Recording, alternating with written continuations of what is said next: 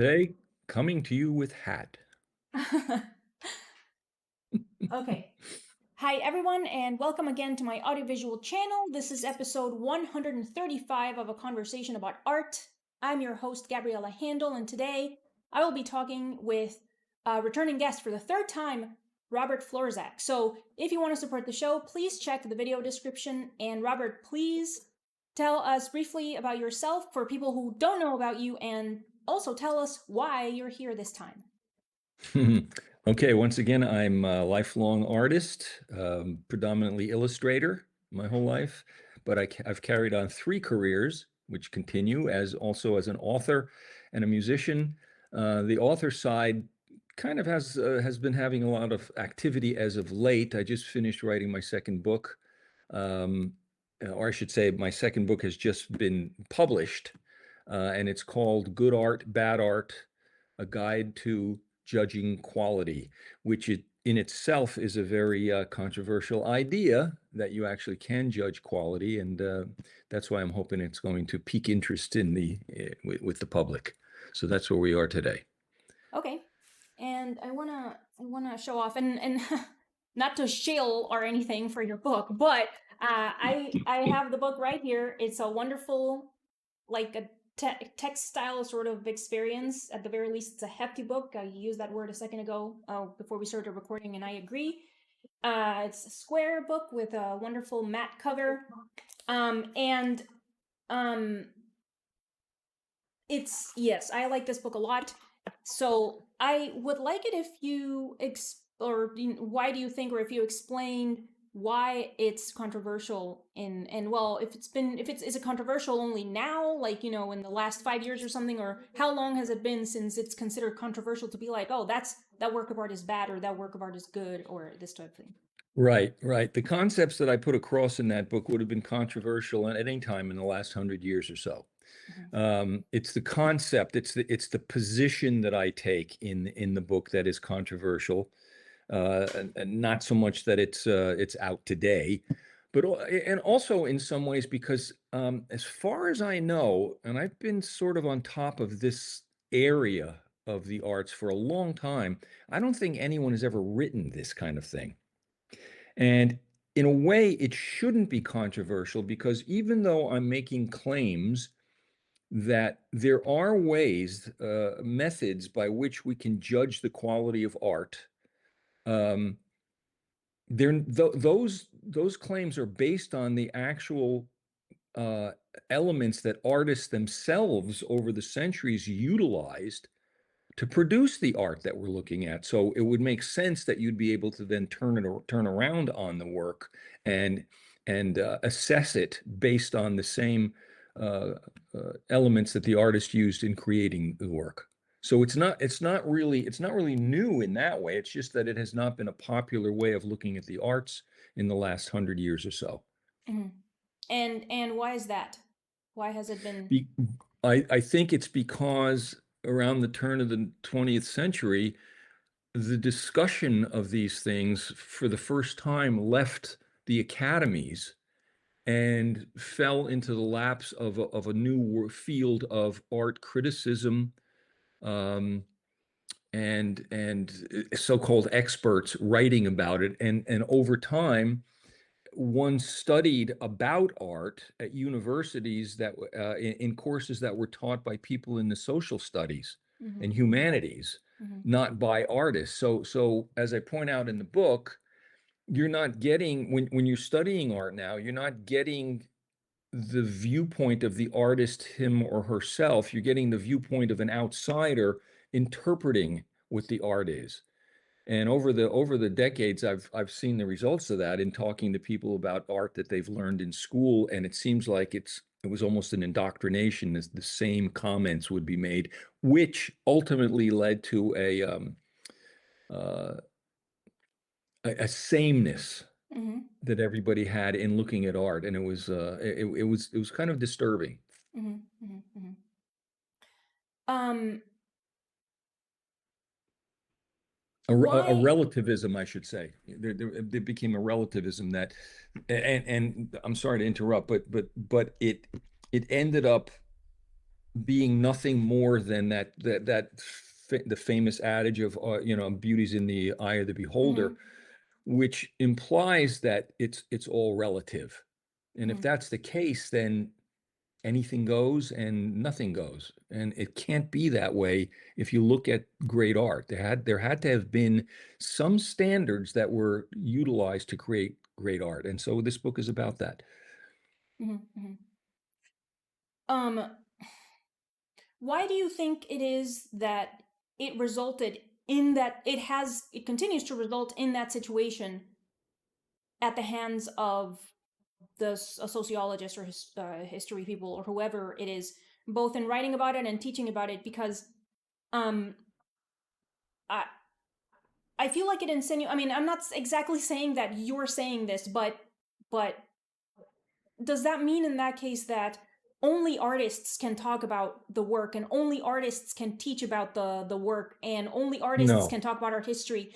Because there's commentators on music, for example, that I really really like, and their knowledge comes from listening to music, a lot of music. And similarly, I'm of the camp, I guess, that you also can commentate, opine on the quality of a work of art if you have kind of like a good roster of imagery that you have seen, all kinds of images. Because when you have like a large group of images, inevitably some are going to be better. It's like you're going to be able to discern immediately which are better. So yeah, Absolutely. what do you think? I firmly agree with that. However, that is a late a late part of the game. First you must know what it is to be looking for to begin with, to then be able to determine, what you're looking at is great or not so great or whatever. No, that's the experience. I mentioned that in my book also, that you can have all of these things down that I discuss, understand them and all, but you still need to sort of kind of absorb yourself in looking over a long period of time, and little by little, with those tools in what to look for, little by little things start to become more apparent. And as I point out, and this has happened to me a number of times, you can be in a room at a gallery, let's say a Baroque portraits or something like that, and most of them, let's say all of them, are of a very high level of craftsmanship, and yet one of them is going to stand out. And why is that? In many cases, it's just that the level of skill, because that's really the key word that I'm really trying to propose in this whole idea. The level of skill is just still a notch higher. However, when all that is said and done, there's still one final aspect, and that is what I call the almost the mysterious. There are things that happen that people who have spent years looking at work can come together and sort of agree on this, that there is that special other, as I call it in quotes, that happens with certain work that you can't put your finger on. Something else is at play there that makes that work stand even above the pure skill. I don't know if that answers your question. You started by asking why is the method of teaching art still the same today as it's been for a long time? And I think the answer to that is simply momentum. And that's what people expect when they're going to get an education. But most of what is taught about art is art's meaning, supposed meaning, and theories and statements. And in that case, anybody who's not even an artist can talk about those things. But as I point out, that's secondary to the art. To the work itself. Yeah. Okay. It occurred to me as we were musing about this that perhaps you should, it'd be maybe good to, I don't know, if you want, if you think it's good to like give some kind of an outline of what, like, kind of like the sections of the book. Sure. Do you think? I don't have it in front of me. Let's see. I start out with why the need for the book. Right. And in part, it's because having been in the public eye somewhat for quite a while, I get a lot of having done videos about the subject, I get a lot of correspondence from people who are saying, thank you for saying these things. This is what we've been feeling all along, but either can't articulate it or are afraid to articulate it, which is often the case. And so I felt at a certain point, you know what, I've had these concepts for many years, many decades, and it's time to put them down. And I must point out, there's not anything really unique about what I'm talking about in this book. It's just that I'm finally I'm taking what had been there for centuries and agreed upon by artists, and now bringing it all together and focusing it in a book so that people can read it and say, that's really what's been going on all this time. Mhm. And now I can apply that to everything I look at and not feel like I'm lost in the jungle. Mhm. Mhm. Mhm. Okay. Um. Well, okay, yes. So I was reviewing it today. Mm-hmm. Well, I kind of just started reading it, and but the following part is art, what it is and what it isn't. Right. And so, first of all, what I like about this part is that you actually give a definition of the Yes. term. Unlike Yes. Dennis Dutton, who has a whole chapter in his book, The Art Instinct, which I like the book just fine, even though I haven't finished it. It's great. But he has a whole chapter called "What is Art," and then he's like, It's like we're not gonna whatever. We're not gonna try to define it. We're just gonna think about what isn't or whatever, Right. And I was like, all right, way to cop out, Dennis. But so let me look for that real quick because it's around here. It's on that first page of that. Yes. I was looking at the contents. Would it be awkward if I step aside for 2 steps and pick up the book myself? No. Go on. You can blank the screen out if you want. Sure.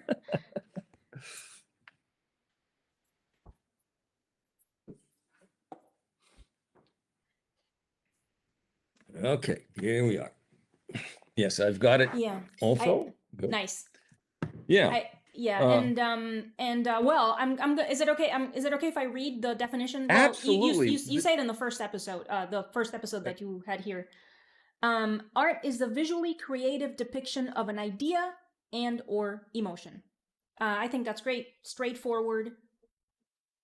No art speak. Yeah. It doesn't need to be art speak. It's pretty straightforward. You'd think it could be straightforward and even simple, but you wouldn't if you wouldn't think so if you go looking for it on the internet, or if you just go to any art school and ask somebody what is art, or it's like like all of the I don't understand why we've been twisting ourselves into a pretzel whenever the question is asked, because for the very podcast that we are recording, for which we are recording an episode right now, people seem really intimidated by being asked the question of what is art, and then I have the responsibility of coming up with a definition or whatever, and it's like I don't understand why. I think I can tell you why. Okay, yes, please tell me why.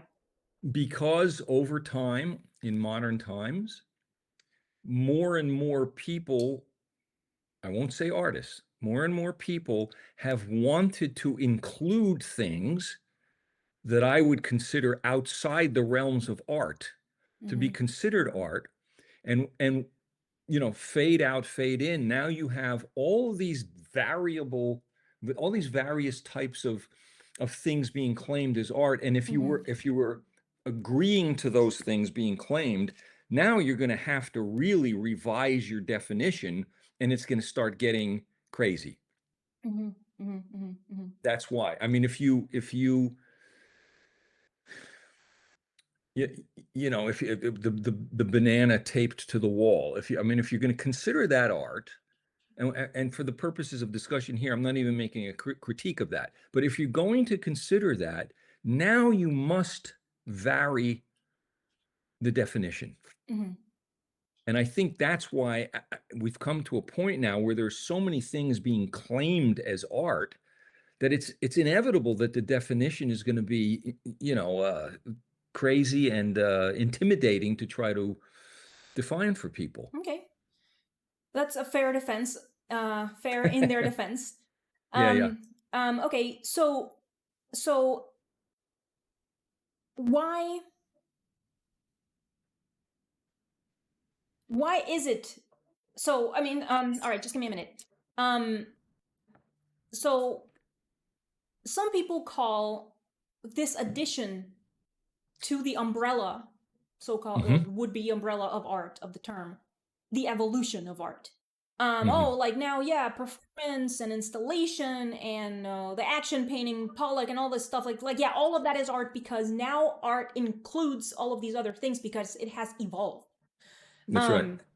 And I mean, I don't think that makes no fucking sense. Why would because okay, so I mean, I guess the question is, why do we want, humans, why do we want to call certain things art?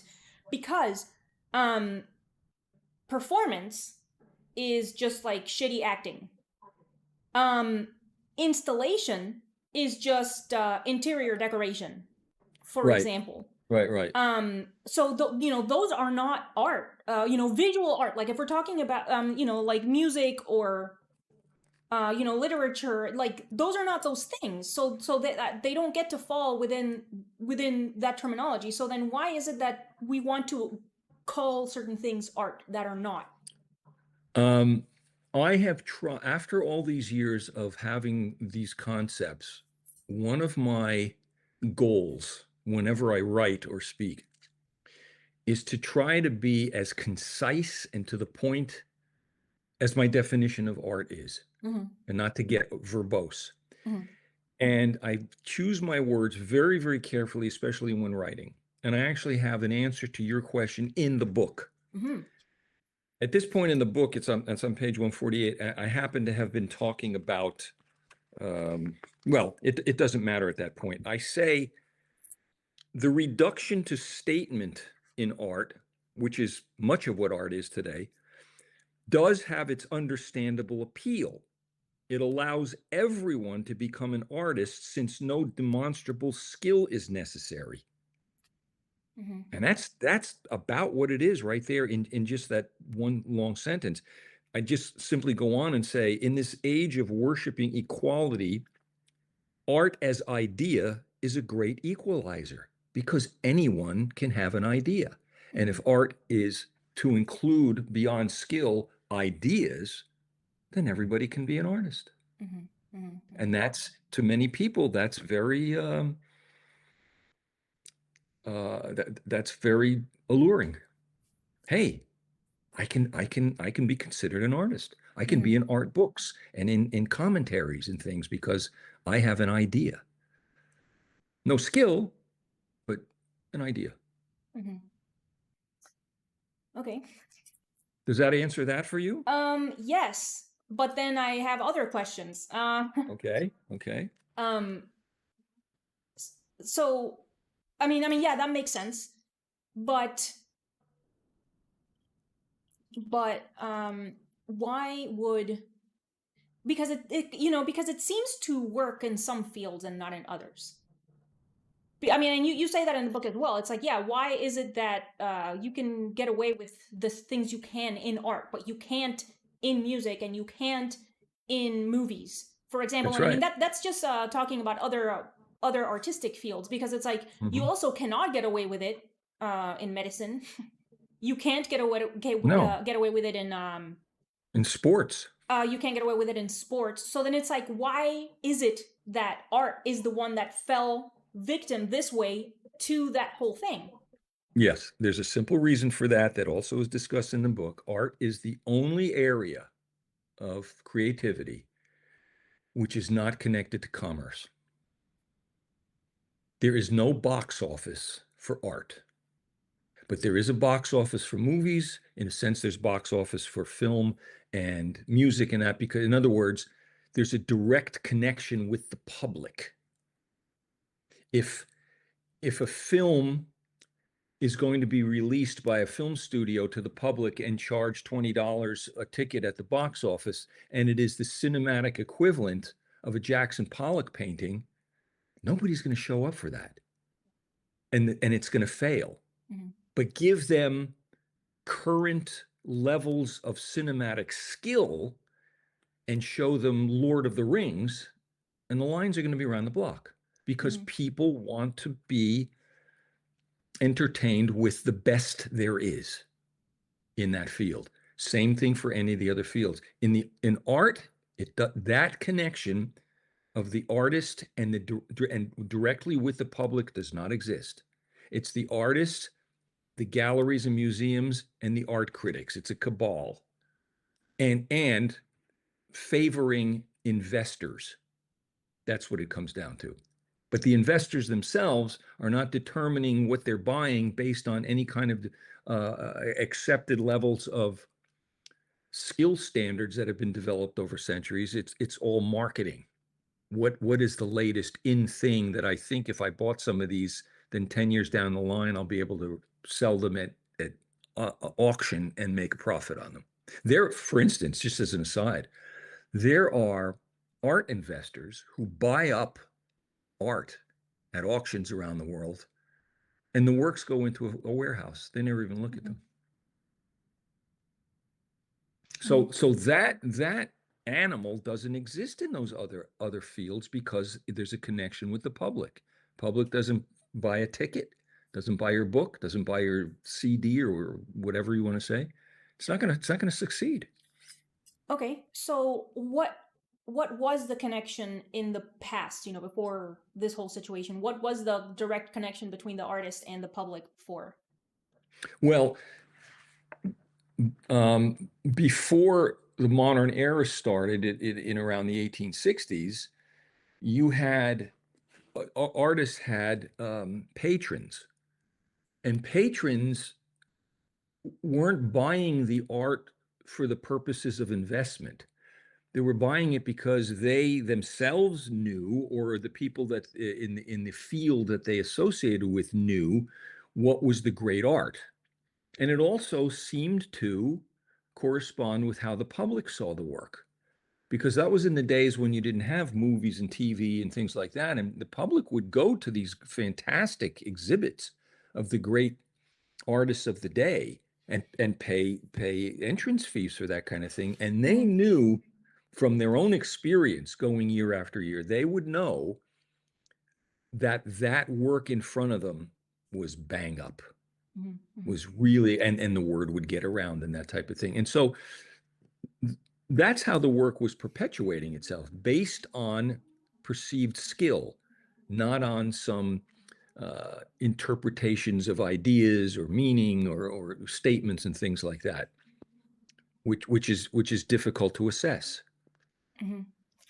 Okay, so it sounds like lots of things are really, and I mean we know this, lots of things are really very different from the 1700s and the Renaissance, the whole the apprenticeships, like this stuff, to now. So then what do you think it would look like if in the present we had, artists had this direct connection to the public that would cause like in like that, a relationship in which that direct connection to the public would demand of the artists to make good things again, like make good work. Like what do you think that would look like in the present?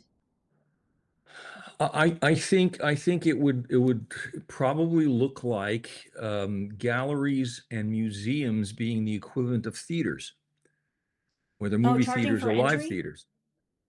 Well, yeah, I mean, in a lot of places you still have to pay an entrance fee to get into a museum, but you're seeing works for the most part that are already long been produced for centuries, or even at least in the recent times. But you're not going there for the latest. The public is not going to a museum for the latest output of what are considered today's great artists. That's just not set up that way. So to answer your question, I just, it's kind of putting the horse before the cart in a way, because you would first have to have an evolution of acceptance on the part of not only of the public, but of artists themselves, that there is a particular standard of skill that is being worked towards. That's what's been lost. That's broken. That was broken 150 years ago. So that would have to be mended again. And once there is an agreed upon understanding between the artist and the public as to what constitutes skill and greatness, the way sports and the public understand that, right? Then you could start having what I started to describe before, almost like a theatrical situation where people are going to museum exhibits the same way they would go to some wonderful movie that's coming out or something like that. They'd be rushing to see what the latest is of this particular artist or artists, who they've seen before and know that the skill level is so high. Now they want to see how much better it is this time around. That's a very exciting idea when you think about it that way. Sure, yeah. Rather than now and then wandering into a gallery or something because you've heard some rumors about something being a little off the beaten path and everything. You want to see for it yourself, and then you go there and you chuckle and you say, yeah, that's pretty odd, and then leave, and that's the end of it, because you're not the one who's going to be purchasing that work anyway. You're just sort of viewing it as a rubbernecking an accident on the highway or something. Yeah. Okay. I mean, can you picture what I described, or what it would look like? Sure, yeah, I can see that.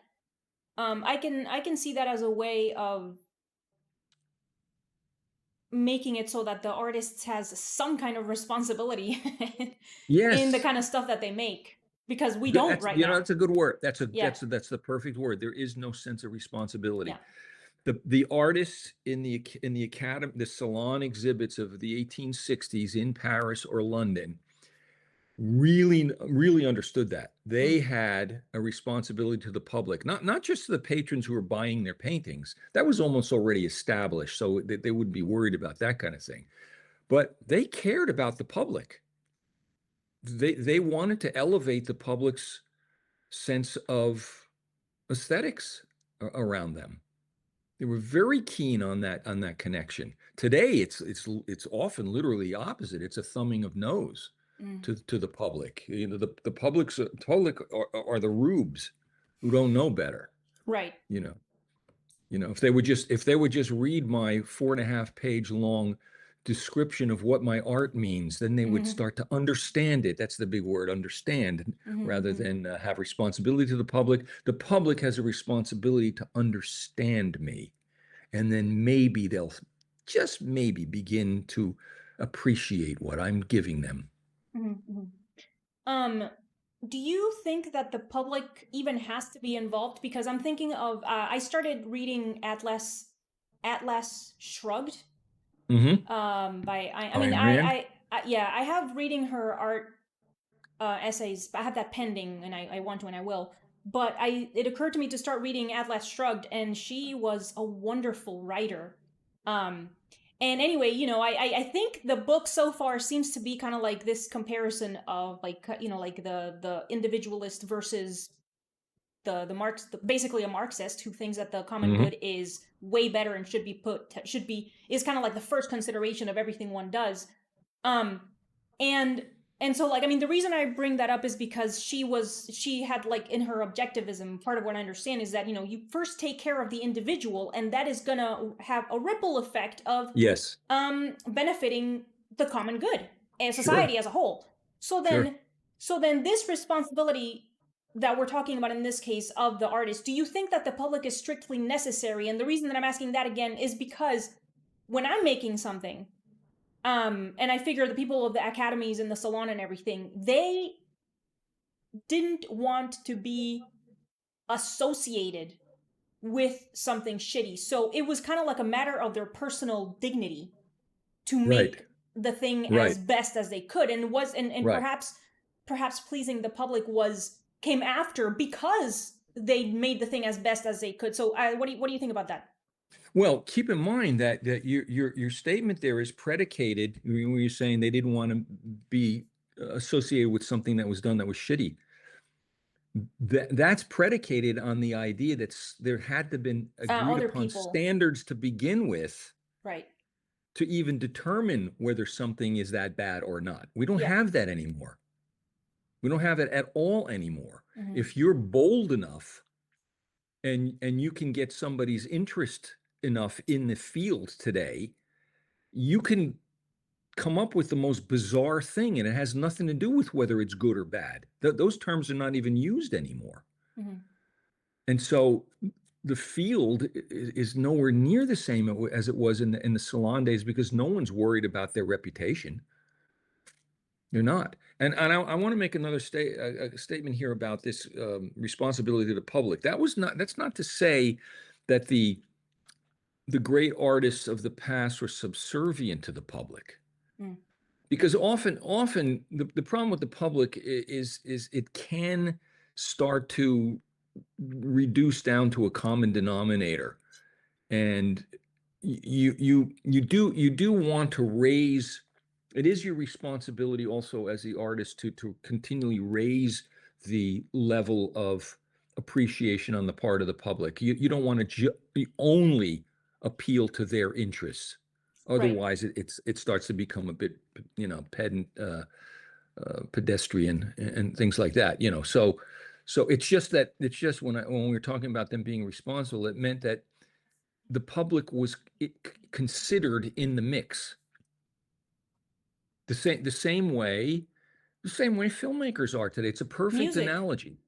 Or music. Yeah. The film industry knows that you could put out a lot of crap and Mm. people would go to see it. But they also know that there is a sense amongst the public that if you do something of very high quality, they're going to get that and want more of it. Yeah. Okay. And you're always going to have a stratification in the arts. Like in music, you're going to have, in popular music, you're going to have music that's produced that is of very, very high quality and popular. And then you're going to have Drek.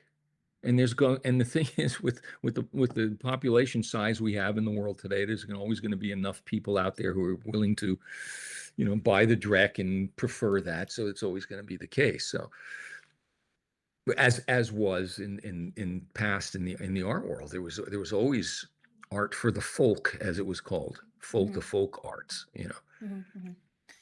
Yeah, I think you're right about the necessity, basically, of a viewer in the case of the visual arts, which is what your book is about.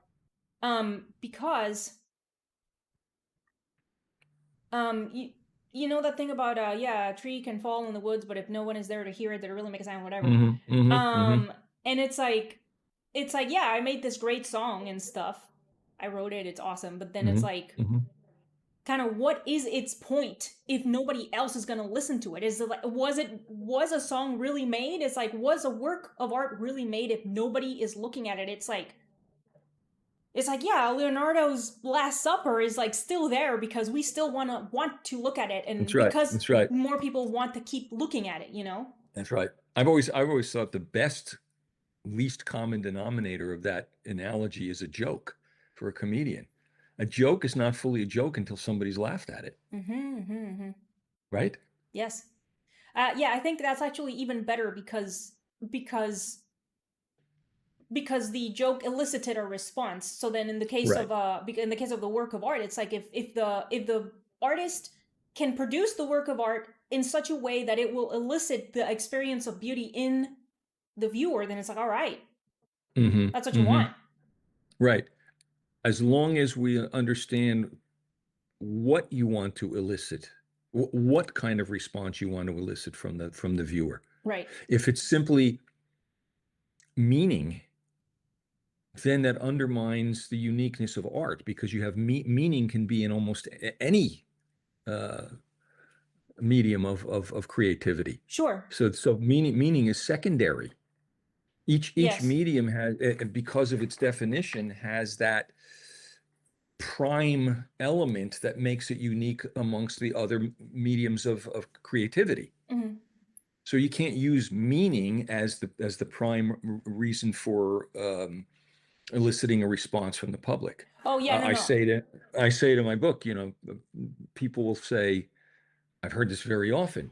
No, art exists to make you think, Right. which is really a narrow way of looking at art, and it ignores what is unique about art, and that is the visual.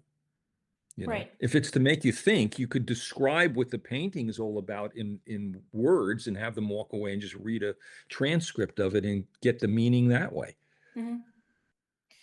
Yeah, I no, I completely agree, and it's really very unfortunate that it's that it's been reduced to that. Yes. And I mean, what I said just now is like, if you're an artist, is that you want to elicit the experience of beauty in the viewer, Right. which is by itself meaningful, That's right. really, like, Yes, and yes, yes, really exactly. meaningful, really Exactly. meaningful. So then it's like, recently I heard something I hadn't in a really long time, which was something about how art is supposed to be transgressive and it's supposed to challenge you and stuff. Yeah. um Similar to, like, yeah, it's supposed to make you think. Like, I said that myself a long time ago when I knew less, understood less about stuff. um and I mean, first of all, beauty is transgressive, and second of all, it's gonna make you think, and third, it's gonna challenge you, and Hmm. fourth, it's like, like I said just now, it's like, what can possibly be more meaningful than that? Yeah. It's like a conduit to some really, to I don't know, like looking at the Hubble Deep Field image of looking at all of those galaxies. Hmm. You know what I'm talking about? Like the Hmm. Hubble stared at a spot in the universe for Yes. like 2 weeks or something, and then all of these freaking galaxies showed up, and it's just like, it's like humbling. Yeah. It's like Yes. beauty will. It's Yes. like looking at a magnificent work of art will do all of that to you, and it's like, it is very similar, if not the same, to being. It's like you're humble, and you're like, wow, the meaning of life. What am I doing here? Why did I like this time? You end up in like all of those places, So then it's like, you don't need the, like, the shock. You don't need the surprise. You don't need the No. offensive. You don't need any of No. that stuff. And in Be, fact, be, all of those things are just kind of wanting to be the beauty, what beauty does right. to you, Right. Right. And it misses the point, by and it far. and all of those things exist in the other areas of the creative arts anyway. Mm. So once again, you still need to address what it is that's unique about art, and that's the visual. Hmm. Hmm. As I point out in the book, and to talk about controversial things, had Van Gogh's letters to his brother not been posthumously um, published, the world would not know anything about him. His work was just ignored by people. They didn't think much of it. Right. The people in the art world as well as the public and everything. Those letters created a mania about the work because he was the first, troubled artist that everyone knew about. Hmm. And the problem with that is that it deflected focus on the art and went to the backstory. Hmm. Hmm. Hmm. And Hmm. without that backstory, he probably wouldn't have gained the popularity that he has since that. Maybe he's not a bad artist and everything, but the backstory makes it more important than it really is. Yep. However, and this gets back to what you're just talking about, almost nothing is known about Vermeer. Hmm. And there's very little in his work that has any kind of grand meaning to it. It's often just a woman standing at a window. And that work is some of the, possibly even the greatest examples of paint work in history. We know almost nothing about him. And you can go back to those paintings over and over and over again, and you will just be in awe of what you're seeing each time. And I hesitate to use the word learn something because it gets into the intellectual side of it. And it's not about that. It's Hmm. about beauty. It's Yes. sheer beauty manipulated through the skill of the artist. Yes. We don't have a dramatic, melodramatic backstory that Van Gogh had. And that's it. Yeah, yeah, yeah. And actually, the thing, now that you mentioned Vermeer, I am reminded of the subject of subject matter. I'm Mm-hmm. reminded of subject matter. And how in the book also you say that, I don't remember if you specifically say that it's secondary, but I think you say something like that at least. Yes. Um, Yes. and it took me a little while to realize that that is like that's it. It is secondary. It doesn't matter because I mean, if you remember, I once or twice I emailed you about like, oh yeah, like these drawings that I made in the past about this or whatever. Um, and like having the freedom to do something and what do you invest your freedom in and like this type of stuff. But then it's like, even if an artist, and I think you also say, write about the same thing in the book, even if an artist wants to, be an activist, like it's in vogue right now and it's been for a while, Mm-hmm. like, yeah, do that, but have your image be as aesthetically polished as you can. And then the work will still have validity, even when the idea is meaningless to the future people. That's right. That's right. And so I just think that actually is really very interesting, because I don't know if you know Camille Paglia. She has like this quote that I Yes. really like, which is, art is not the servant of any ideology, meaning that don't use art to be an activist, but then it's like Right. you actually kind of can if you make the work really good. That's right. That's right. In a way, it's kind of what I say, the way I worded it in my book is that, contrary to what is always assumed, that an artist's skill Mm-hmm. is used to get their idea across. Mm-hmm. And in fact, it's the opposite. The Mm-hmm. idea is the vehicle to demonstrate the skill. Yes, yes. And if there's a core, simple object in my book is in that it is that we have completely ignored skill. It's as simple as that. Skill has always been had always been at the core of what made great art great, and as we've been discussing earlier, it's also at the core of what makes great works in other mediums Mm-hmm. great. Mm-hmm. Mm-hmm. It's that Lord of the Rings film or films draws the customer because of the great skill of filmmaking. Yes, the story and all of that stuff is very important, but you marvel at the skill that you're seeing. We've turned that on its head in the arts now. It's the meaning and the subject and the statements, whether it's political or not, that's at the forefront, and sometimes skill is irrelevant, totally irrelevant. Mm-hmm. Sometimes I would say most of the time it is. Yeah. And it's backwards. It's totally backwards. As I say, you should be able to know nothing about the subject matter of a work of art, and it should still be able to completely captivate you as a visual work, because that's Mm-hmm. what art is. Mm. Yeah. Think of all the great biblical paintings. You don't have to be biblically literate in any way, and those great paintings are not going to lose any impact at all Yes. visually.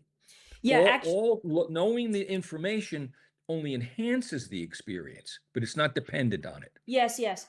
Yeah. It's actually, there's one of the many wonderful images that you have here. There's a sculpture of Apollo and Daphne by Jacob Auer. Yeah. And it's like, I don't know who Apollo or Daphne are, or You don't I need know that to.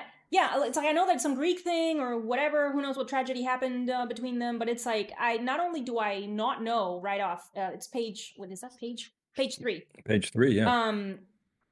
It, it, I don't know the story. I don't know who each one of ones of there. I don't know. No, I know nothing about Jacob Auer, but I don't have to because look at that sculpture.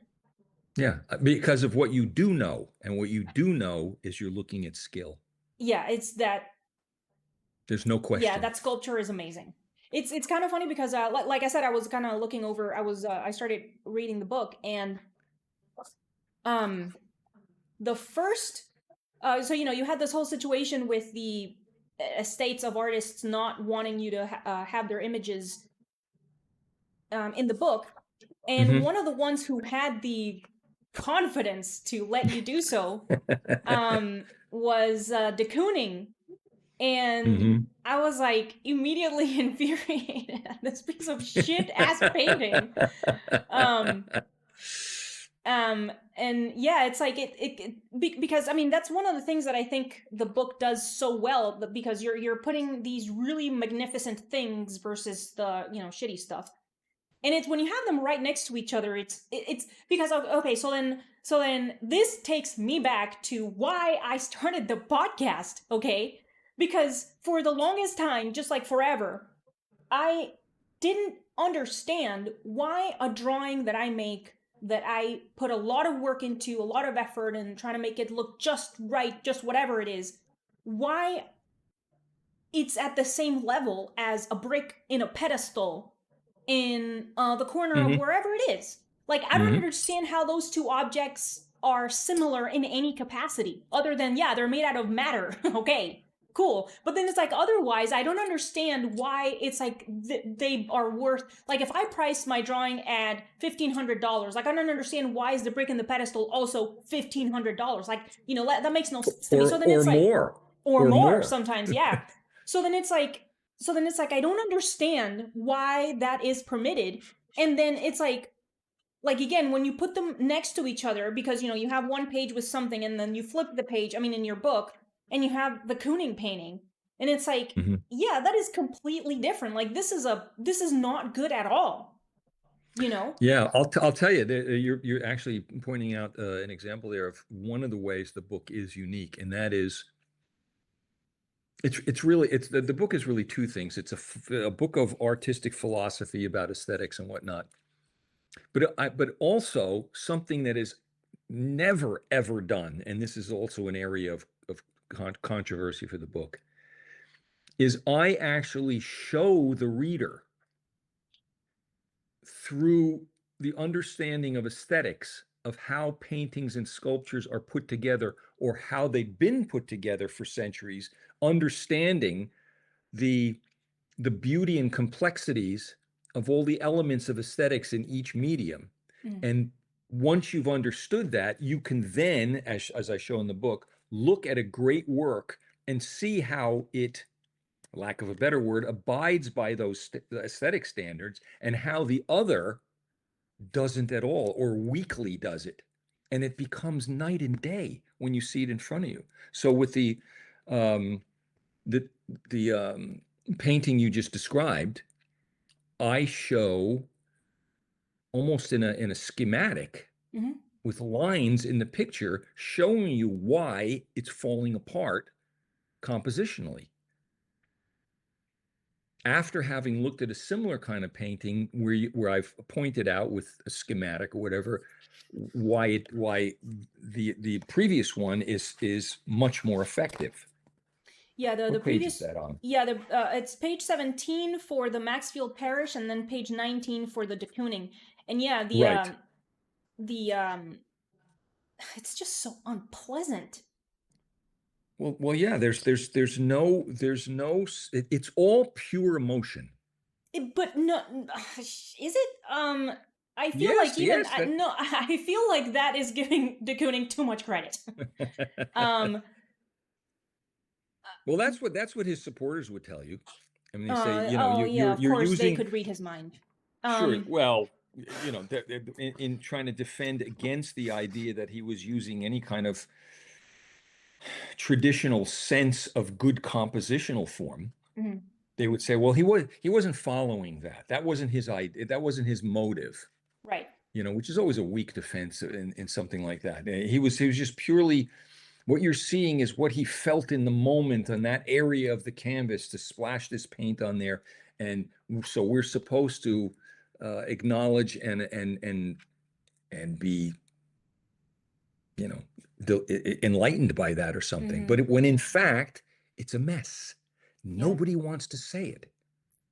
It is one other thing I must say that I probably point out more than anything else in the book is that quality and taste are distinct. Nowhere in this entire book, because people do this all the time, they conflate the two. Nowhere in my book do I ever talk about people's taste with these things. If de Kooning is your favorite painter in the world, good for you. God bless you. Have fun. I don't have a problem with that at all. What I have a problem with is the art establishment over time determining that this should be on the same wall as a Rembrandt. It's not. It's not of that caliber. But quality is based on agreed upon standards that have been developed over centuries by artists and philosophers of aesthetics. Taste is simply personal preference. That's all. That's all that is. And that's it's irrelevant to quality. As a matter of fact, we all have this experience. If you're intellectually honest with yourself, there are works, music, art, you name it, that if you are intellectually honest, you acknowledge is great work, but it's just not your cup of tea. Sure. I have that myself in whole eras of art. I know this is great stuff, but it's just not my thing. Contrarily, this can happen also, where you can be head over heels in love with something, but if you're intellectually honest, you know that this stuff is kind of sugary, sweet, it's kind of.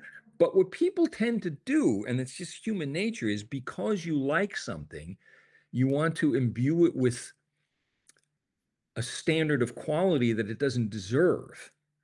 It's fine to just say, I like it. I know it's probably silly or anything, but I like it, bubblegum songs and music, or, Yadro figurines, almost something like that. The two are not the same. Quality and taste are distinct. Yes. Yeah, and I think there's something there also in that type of relationship where one is a standard versus the other one is something that still I think it still revolves around the standard, but it diverges a little bit because one person will like it more or another person will like it a little bit less, like that kind of thing. Also with skill and or like standards of beauty. So two different things. Yeah. That they're different.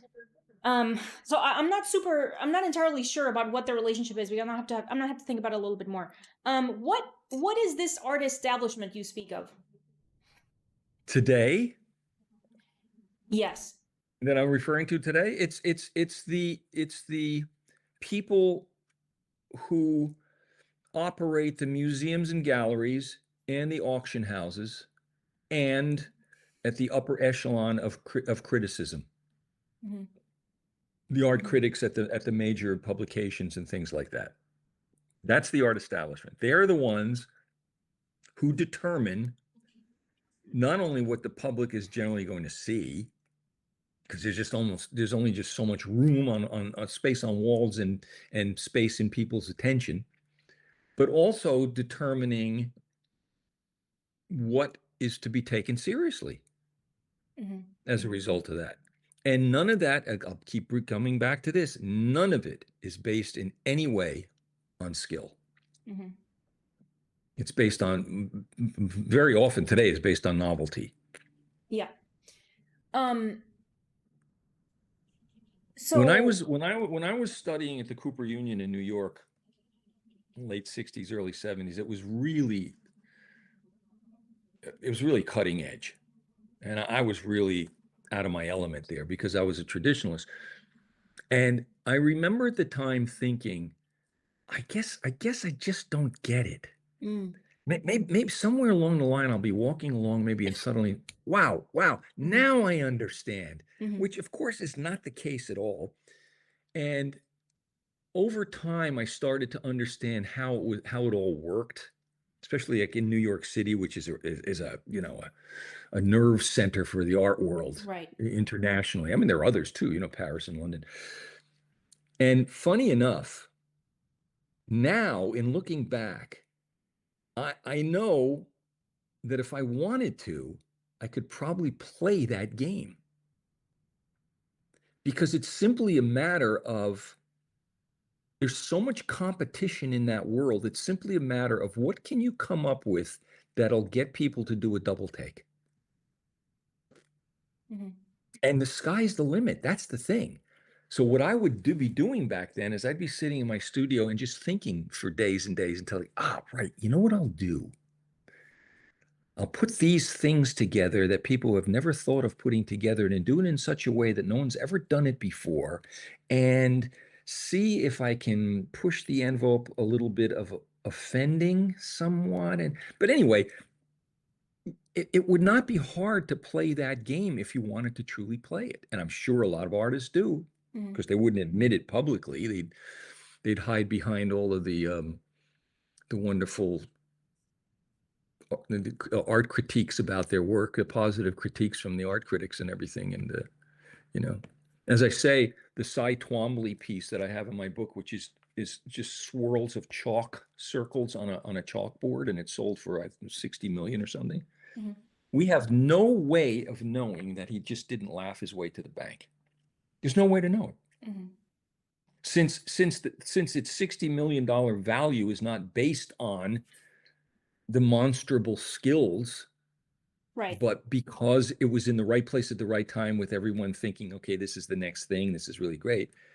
We don't know if he honestly meant what he was doing or was just thrilled that it succeeded and he's chuckling as he's counting his money. Mm-hmm. There's no way of knowing. As I said, the wording I use is the one thing that classical art can't do is it can't fool you. You can't be fooled as you can theoretically with a Cy Twombly piece with a Raphael. Mm-hmm. The skill level, if we're getting back to skill, the skill level is so obvious and apparent when you're standing in front of a Raphael. There's no question about it. Taste may come into it where you say, I'm just not into that type of subject matter or something like that. However, it is well made. Mm. That is a beautiful, beautiful work of art. It can't fool you. Yes.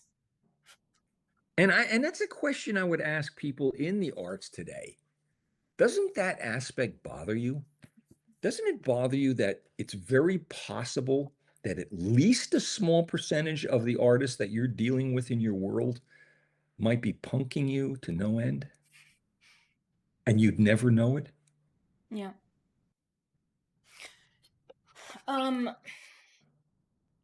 Why is it, do you think, or, all right, I guess I kind of just want to compare these two things of the sincerity, I guess, and the obviousness, kind of like what you're saying now, of as soon as you put one next to you put them both next to each other, it is obvious that, the Rubens, he knew how to paint and he did some good stuff. Yeah. But then somehow, for whatever reason, there were like there have been consistently these different groups of people that just want to grind and grind and grind. Like, no, the de Kooning, no, the what do you call it, the fountain, no, grind it and again, and just being persistent and saying it again and again in different ways and more confusing ways, and like,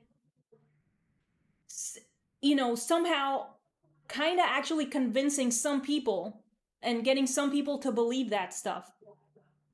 But because one is, I'm gonna call this skill stuff nature. Because you can't just we just can't outwire ourselves out of nature. Like, as soon as you see the thing, you're like, wow, that is obviously something different than what I've been thinking. Why are those people, I guess, why do they keep why have they been doing this for so long? Because like the art establishment now, I guess it's kind of like a different version of the cabal that you were talking about earlier. Well, Like no, now no, it's the they are the museums. cabal. They are the cabal.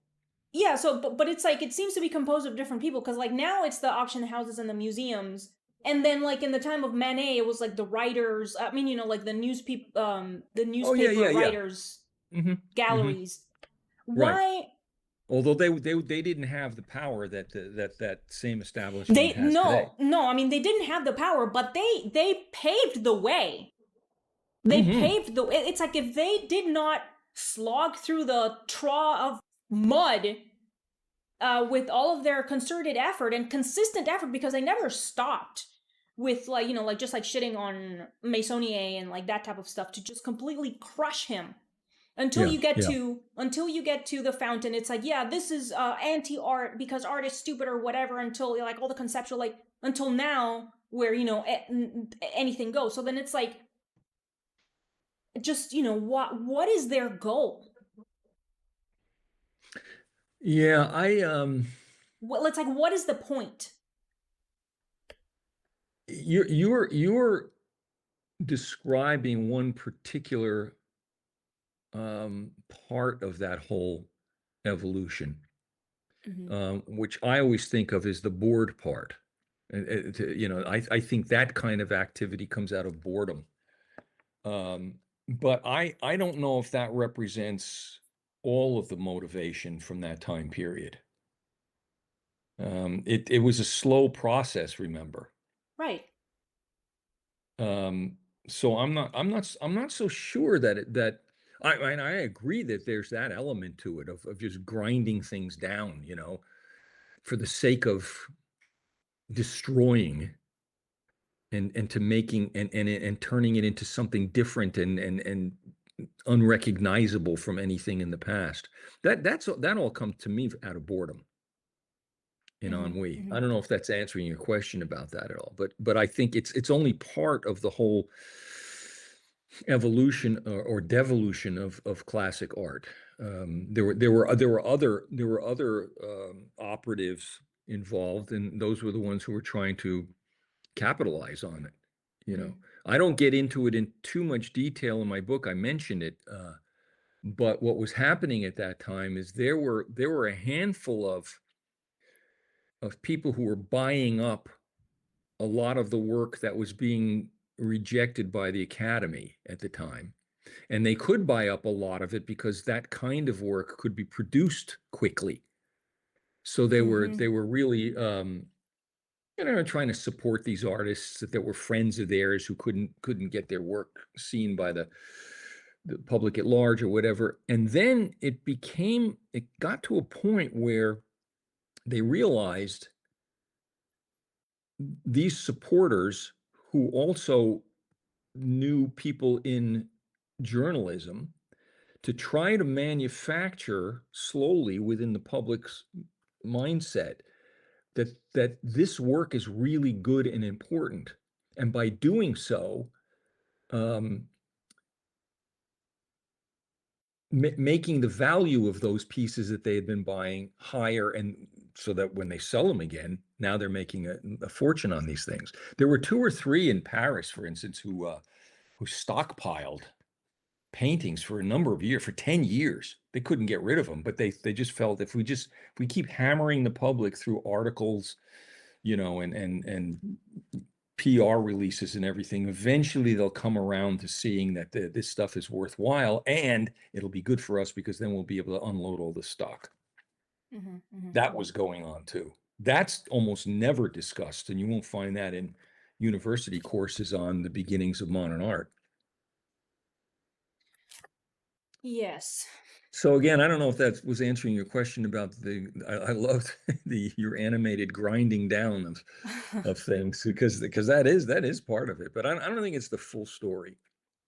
Yeah, I mean, no, it's I actually there's a book that I just found on the curb somewhere, um, out on a walk, that is about kind of like that era, like the French Revolution and whatever, and it seems like I mean, it's not in that book specifically, but um, it seems because yeah, like you're saying just now, like it's not simple. Like it wasn't just because of these writers, because what was their motive? I don't know. I mean, it was a revolutionary time, the French Revolution, or one of the French revolutions. I don't remember the what the history exactly, the order is. But it seems like there was an association of not strictly skill, but like those artists that were hired by the court. There was like an association of that sort of work with being rich, with money, with Oh yeah, like yeah, the yeah, of opulence. course. And then at this same time, it's like the lower classes are just getting just shat on and are living terrible lives. And so like, yeah, there's like this whole desire for them to just not have a shitty life anymore. And part of trying to bring a balance to just having them not live so badly that they just Right. have to destroy those people in power that are abusing them. Yes. Yeah. So I think there might be something like that as well, because I think there is kind of some association of, oh, you have like this skill, you have like some kind of privilege, you're above me, you can do it and I can't, or something, which Hmm. is kind of, the French Revolution precedes Marxism, but it kind of is kind of, it's become kind of like the staple of Marxism, like the oppressor versus oppressed. It's Sure, like, oh, sure. you're It's not. It oppressing, wasn't you're that. It wasn't that long before it. They were yeah. only I mean, about. no, I mean Marx was apparently very influenced by the French Hmm. Revolution, and it's like, oh, Hmm. you're oppressing me with your skill. So I think there might be something like that somewhere. Well. Oddly enough, though, if you read the accounts of the time, the lowest of the class levels, loved going to the academy exhibits Mm, every year, right? mm-hmm, mm-hmm, They mm-hmm, didn't feel aesthetically oppressed. They mm. didn't feel, oh, geez, look at Lord Leighton. Boy, is he grand. Yeah. I'll never be able to afford something like that. How dare they make artwork? Why can't they make something for us? That was not the way people were thinking. Oddly enough, even the works of the first modernists would probably have been too expensive for the common person to own anyway. So I don't think they would. I don't think any of the motivation of the modernists were connected to a class issue at all. I think it was Mm, more. In fact, I know it was just more wanting to be part of the academy, and they were annoyed that they were rejected time and again. Although, as I point out in my book, that's not fully true historically. Impressionists were fairly often accepted mm.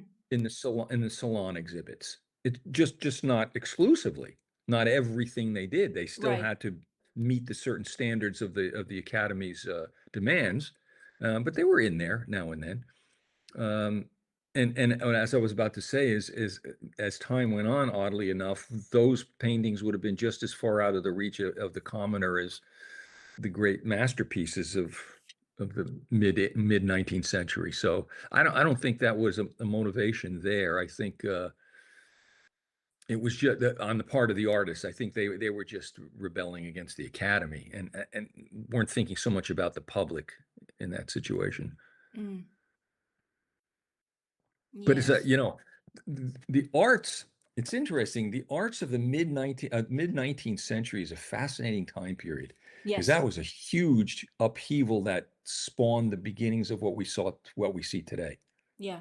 Yeah, because of course there's the two world wars um Sure. that also made it so that people would be like, "Oh yeah, humans are terrible. Nothing makes sense, and everything is Hmm. bad, and we're very Hmm. depressed." Right. The beginnings, the real beginning, especially World War One, of where the statement was king. Because Mm. they had something to say now, and they were going to Yeah. use their art to say it. Unlike in the past, where they had great things to say in their paintings, but it was secondary to the skill and beauty of a piece. Hmm, hmm, hmm. That's the simple thing that's long lost. That's it. It's just you can have these discussions no matter what time period you're talking about, what kind of art, whatever, and right at the center of it all, which should never be ignored, is the subject of skill. That that really is the guide. Yeah. And once someone starts telling you that skill is irrelevant with certain type of art, you know what you're dealing with there. Yeah. It's an excuse Yes. because it, as I say, it doesn't apply to any other areas of creativity. Mm-hmm. Only art. And it makes sense because now everybody can do it. Okay. So, um,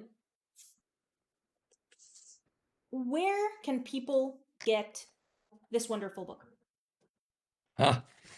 Pretty much everywhere. I think Amazon, starting with Amazon. Okay. I had somebody contact me the other day from Australia, and they had tried to buy it from some small distributor who promised that they had the book and then evidently didn't have it. And I said, well, did you try Amazon Australia? And they said, no, I didn't think of that. And there it was. So That's funny. Amazon, Barnes Yeah. and Noble, all of the major Oh, booksellers. nice. Okay.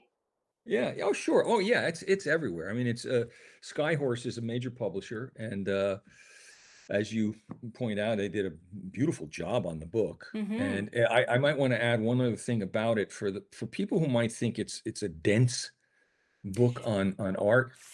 It I is will. not. I will allow me. Okay. It's not, which I really, really like about the book. It is straightforward. It is not. It does not meander. It does not digress. There's no art speak. It's polished in the sense, like, again, there's no unnecessary things written about in the book. Mhm. It's easy to understand because of those reasons, and there is the added helpful imagery for you to be able for the reader and viewer to be able to compare the imageries and to see what you mean with your writing in the book. Mhm. So Thank you. yeah. What I've done is try to build a case step by step. If somebody picks up this book to read it, you'll first find that it's not dense. It's, as you say, it's not art speak. It's very common sense, and I'm building a case through logic and reason, step by step, of why, when we come to the end of the book, we need to bring skill back to the center of the discussion of quality in art. Yes. And actually, one more question. Where do you think we are on that path?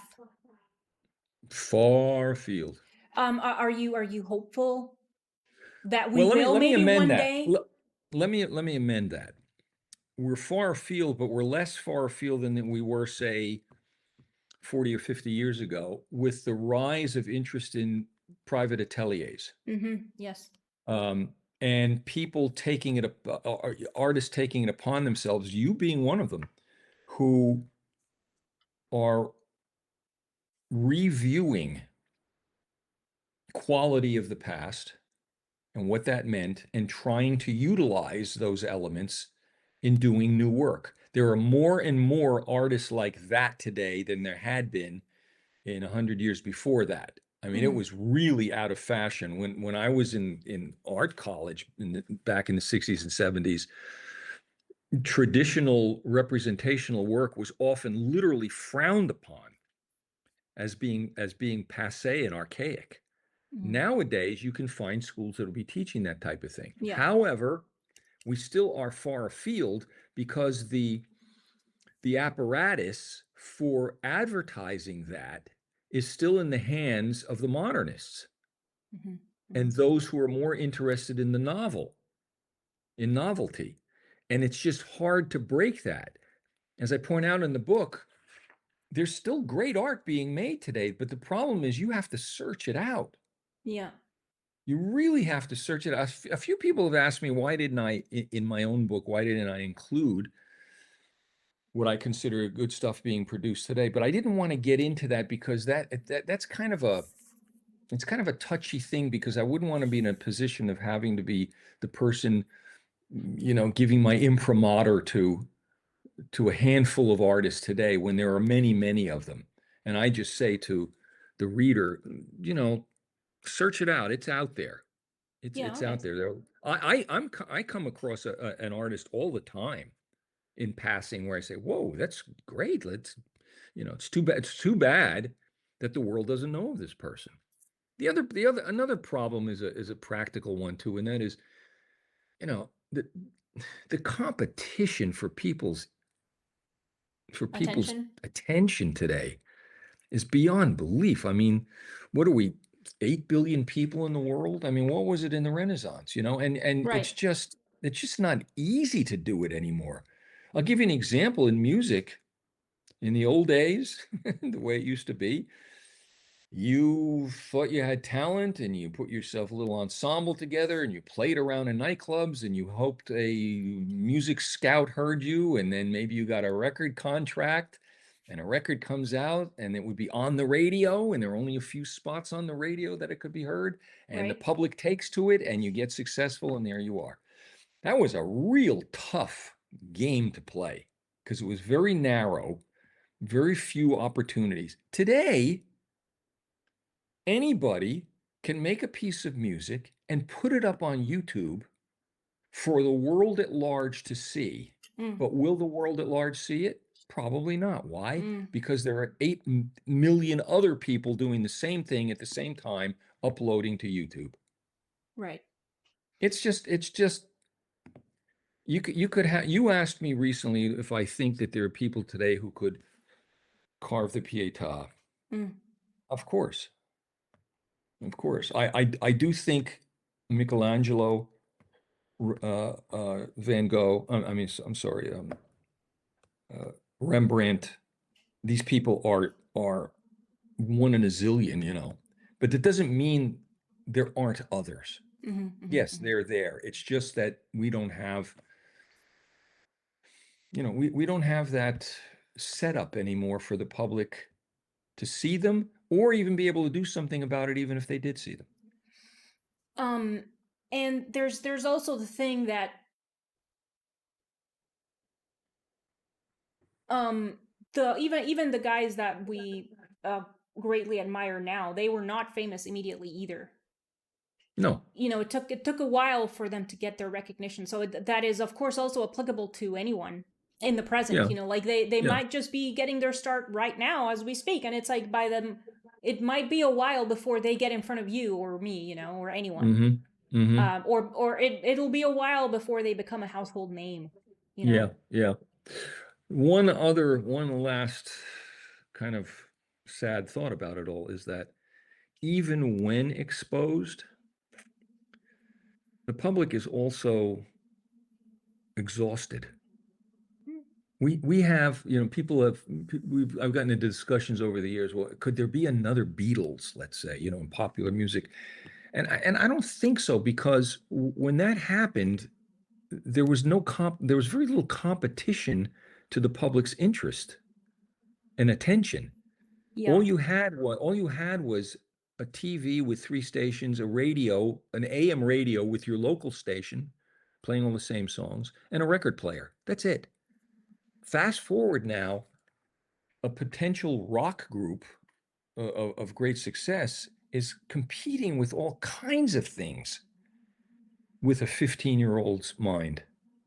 Yeah. Video games and all kinds of movies that will be coming out and streaming, and it's just not the same thing. It wouldn't have the same impact that it would have back then, because it's competing with too many things that the average young person is occupying themselves with.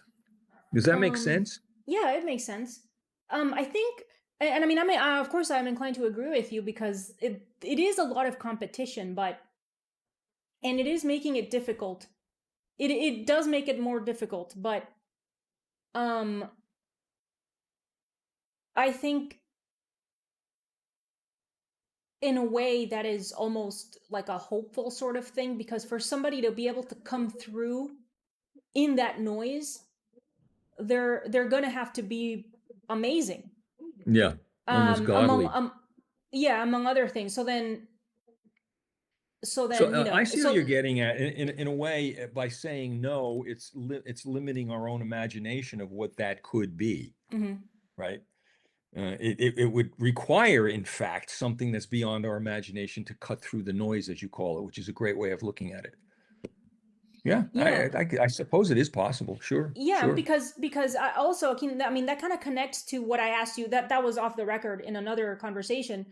Or it's like, is anyone making the Ghent altarpiece, or the Pietà, this type of thing, something really ambitious, and it's like, um what we're supposed to be doing in art is surpassing our past achievements. So that means that whoever comes next, a group of people, one person, whatever, it's like a challenge for us. So I think it's like, oh, we can be here like, oh, it's so difficult or whatever. It's like, or it can be like, fucking, let's do it. you Mm-hmm. know Mm-hmm. so then it's like, I think there's a lot of potential in there, and that's kind of exciting in a way. you know It is. Well, and it's more of a challenge. yeah, it is. That's exactly what it is. It's a challenge, and it's like, if you're humanity, if we're humanity, you can be, oh no, art is whatever it is. We don't have to do these things and this that, or you can be like, all right, I accept the challenge. Yeah, exactly, Um, exactly. and thereby surpassing our previous achievements, our previous great achievements. And I think that's rather, like I said just now, it's rather exciting, and it kind of actually gives me hope, because of course we can do it. I don't know what it Mm-hmm. looks like, but I of course we can do it. Mm-hmm. And I also Mm-hmm. like that sort of note better, to close the episode, um, because we are at an hour and 20 minutes.